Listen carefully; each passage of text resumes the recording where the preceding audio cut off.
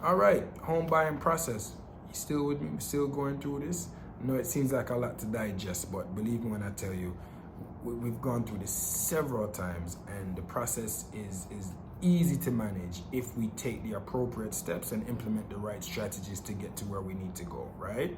So now that we've had the inspection, we've negotiated any repairs with the seller, or we've given that to the new construction builder to address those concerns.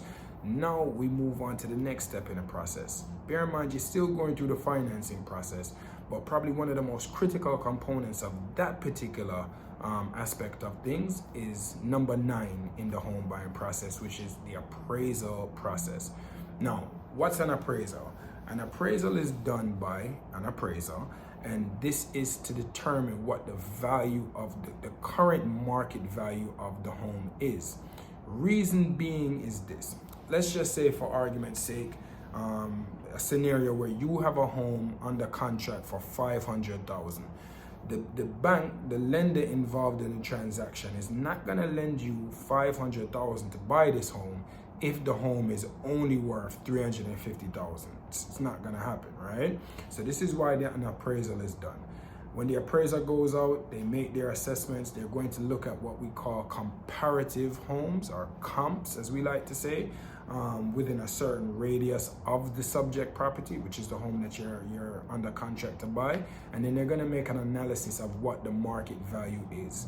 So with an appraiser, there are 3 things that can happen once the appraiser has done their report.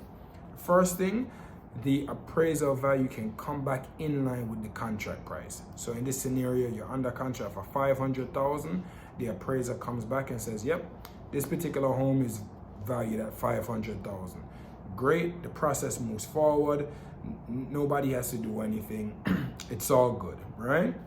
Lender is happy, and they'll continue with the process.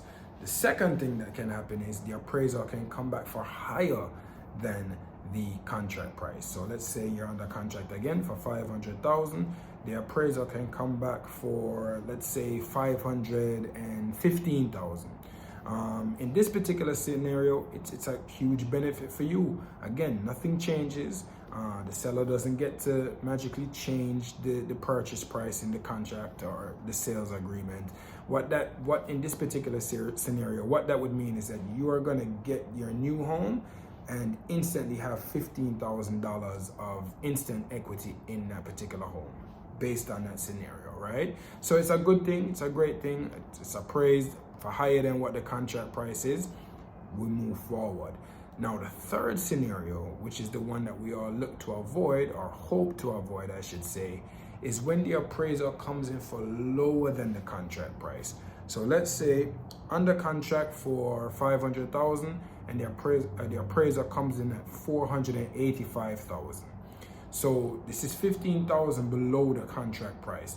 So the first thing that we would do is take a copy of the appraisal and send that over to the seller for review, along with what's called an amendment to reduce the sales price or change the sales price. The seller would have the opportunity to review the appraisal report and then make a determination whether or not they're going to agree to reduce the sales price. If they do, great, move forward, no problems. If they decide not to, and we've done the smart thing and have an appraisal contingency in our contract, then we have the option to either terminate the agreement without penalty, meaning you get your earnest money back, or you can move forward. Now let's say that you decide to move forward in this scenario. Keep in mind, the lender is only going to lend you money based on the appraisal value, not the contract price. So if the appraisal came in $15,000 below the contract price, in this scenario, the lender is only going to lend you up to the $485,000, meaning that in order for you to buy the house at $500,000, you have to bring that difference of $15,000 to the table in cash, the closing table in cash.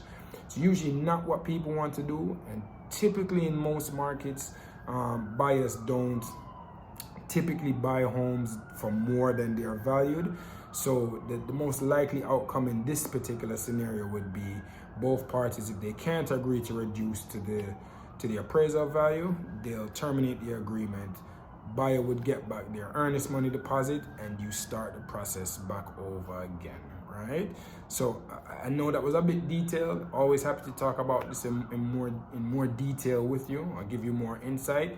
So make sure you subscribe, hit the bell button, and I'll be back with the next step in the process for you soon. All right.